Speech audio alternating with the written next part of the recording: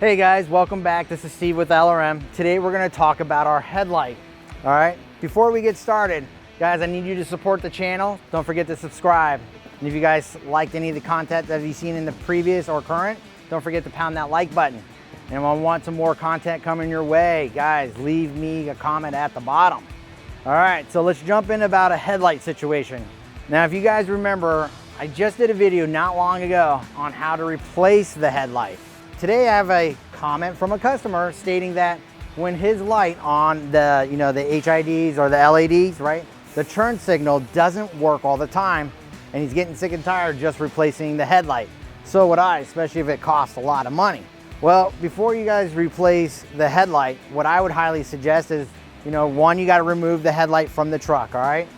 On the back side, you'll see these nice silver objects, right? One's for the headlight and one's for your turn. Guys, you guys can replace just these instead of the entire headlight. So what you could do is call your dealership. I'm not 100% if there's aftermarket. I want to say yes, because this is an aftermarket light. Always shop around. You guys don't have to take the first thing you see that's so expensive. But when you replace this, there's a good chance that this is the only thing you need to replace and your turn signal will start working. But before you guys replace anything, the first thing I would do is unplug it and just make sure your terminals don't show any signs of corrosion, they're not burnt, like blackish or melted.